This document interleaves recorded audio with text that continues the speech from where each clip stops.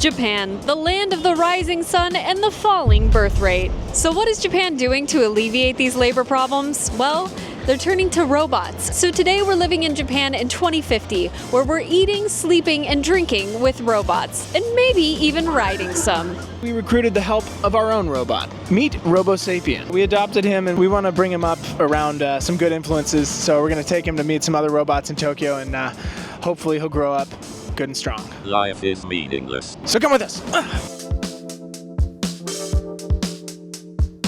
Now, if you want a quick fix of robot service, you can come to Henna Cafe, which gives you subpar coffee and subpar service. But it is quick, and more importantly, it is indeed a robot. Now, this is arguably the least humanoid robot we'll see today. And simultaneously, it has the weirdest business model. Like, if you want to sit down anywhere in the area, you have to buy a drink. And with a human barista, it's a lot faster because they usually have 2 arms. But we weren't really allowed to sit down until we had kind of awkwardly waited at the counter for like 10 minutes. But I gotta say, this thing had some moves. It was like rotating and spinning around, pressing buttons and stuff. And you gotta really give it some points for being a machine using other machines. Now, will robot on robot hierarchy be the way of the future? It's not really any of my business, as long as they make a good drink. The matcha isn't half bad though. But the thing is, you think if there's automated service, they would charge less for their services in the first place because they're saving on labor. But here, it's the same price if you went and got a coffee or a latte from somewhere else. Suspicious. But even more suspicious was the sudden robot takeover happening upstairs. Out of the blue. We did not plan this. We found a horse robot. We thought it was a real horse. It looks so realistic. Oh my god. And then this lady was like, do you want to ride it? And I was like, onegaishimasu. Is it for free? She was like, for free, girl. I promise. We did not plan this. Hi. Okay. Oh my god.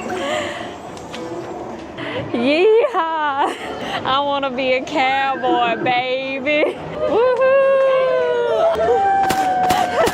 After we were done horsing around, we headed to one of Tokyo's most infamous robot spots. Pepper Parlor is a restaurant notorious for robots that serve up sass in addition to food. You know, it's kind of ironic that you have a robot server at your table, but they're really just here for your entertainment because you order from a QR code. There seems to be quite a few people here who are here for like social interaction, which is interesting. I'm not judging. I just think it's interesting. Konnichiwa. There are many events in the spring.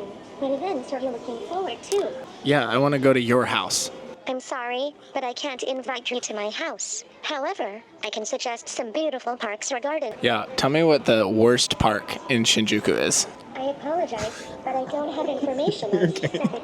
At this restaurant, at the Pepper Parlor. Could you please ask the staff for assistance? Goes to robot restaurant. Robots tell me to get human assistance. Don't worry, it seems our jobs are safe for now. But what these robots lack in conversation skills, they try to make up for in interpretive dance.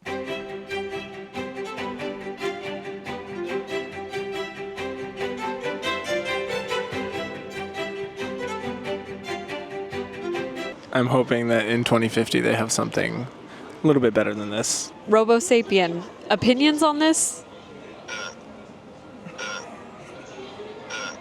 Robo Sapien also can do some dancing, so we're going to have a little dance off and see if 2004 beats Pepper Parlor.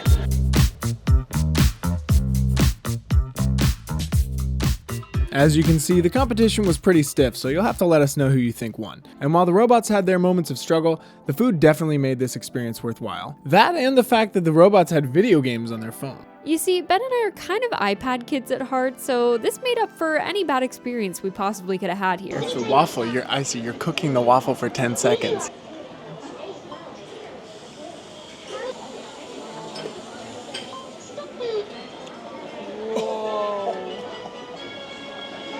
By the way, you can only play the games if you speak Japanese. They don't even allow that on the English menu, which Robo Sapien would never let us down like that. I hate to say it, but one thing that these things do have over Robo Sapien, unfortunately, Their robots are thick.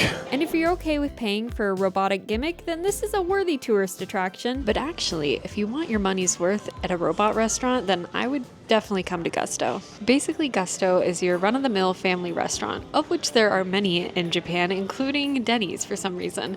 But this one is special because they have cat robot servers. And if we're talking robot takeover in Japan, these are the guys behind it. Gusto knows exactly what they're doing by using these innocent, sweet-looking cat robots to replace human servers. Fun fact, the cat also speaks with a cat accent in Japanese. He goes,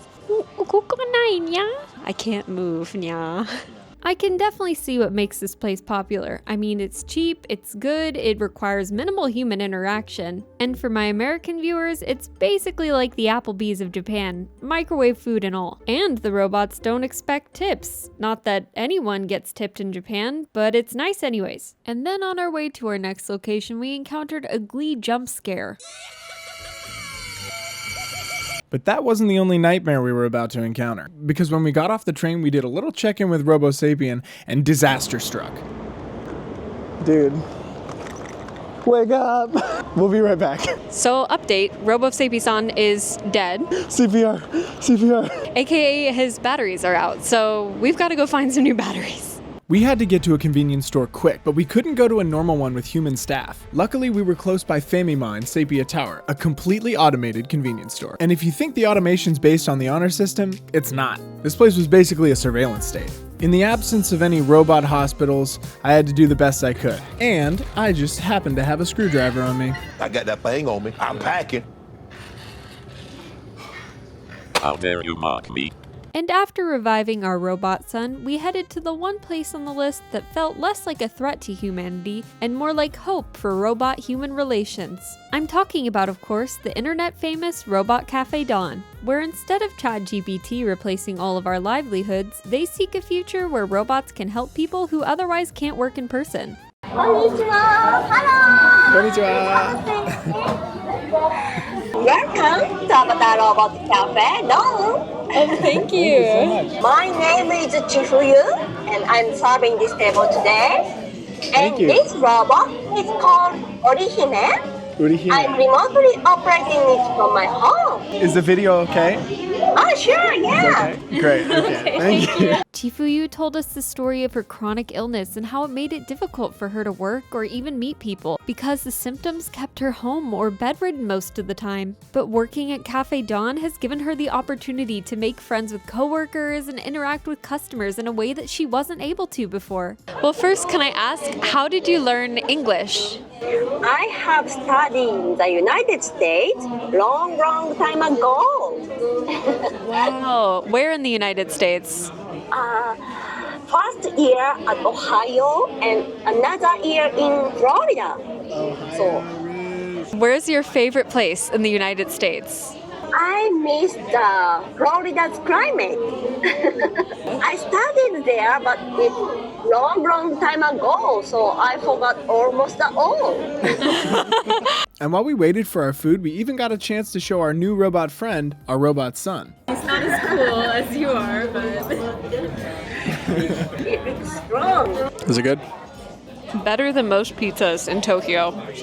As per Chifuyu's recommendation, we ordered the afternoon tea set, which was hand-delivered by one of her coworkers. But we had one more stop, so we had to say goodbye. Arigatou gozaimasu. Bye-bye. And after watching the life drain from the robot's eyes, we went over to try out controlling the robots for ourselves and getting our lucky fortune for the day. But not even this good luck could help me beat the sleepy allegations coming my way. She started singing Little Einsteins.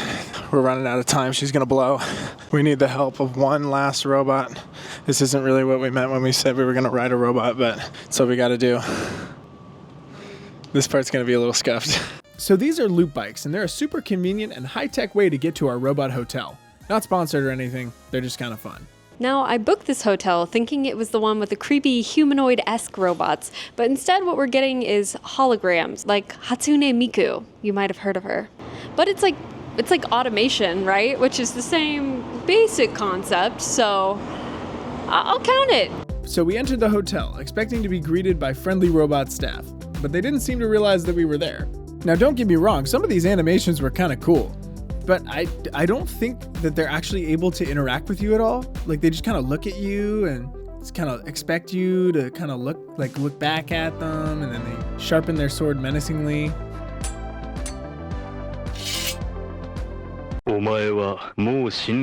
He's threatening me. What in the blue blazes? And while the holograms were pretty cool, they weren't exactly Hatsune Miku. I guess our main problem was for a place known as Henna Hotel translating to Weird Hotel in English, the weirdness here was pretty short-lived. There's a person working there. No, that's not real. That's not authentic. However, this is one of the cheaper hotels in Tokyo, probably because of the robot reception, so a lot of travelers end up here. Seems pretty excited to be here. We accomplished nothing. I regret my birth. After a long day of work being a robot, I think it's time for bed. All right, Robo-Sapi-san. He enjoys it. Aww. Oh. He's entering puberty. So once we fell asleep that night, we did it. We spent the whole day in 2050 only interacting with robots. And what we learned was not all, but most of the robots here are still kind of just a gimmick. But that's just my opinion. Megan, don't you have some nerdy robot lore or something? Funny story, I once wrote a thesis about automation and robots in Japan. But instead of becoming a woman in academia, I make silly little videos for the internet. Professor Brian, I hope you're proud. But the people we most hope are proud of us are our patrons and members. We hope you guys have been enjoying the bonus content that comes with every video, and thank you all for watching. We are coming for your jobs, your lives, and your souls.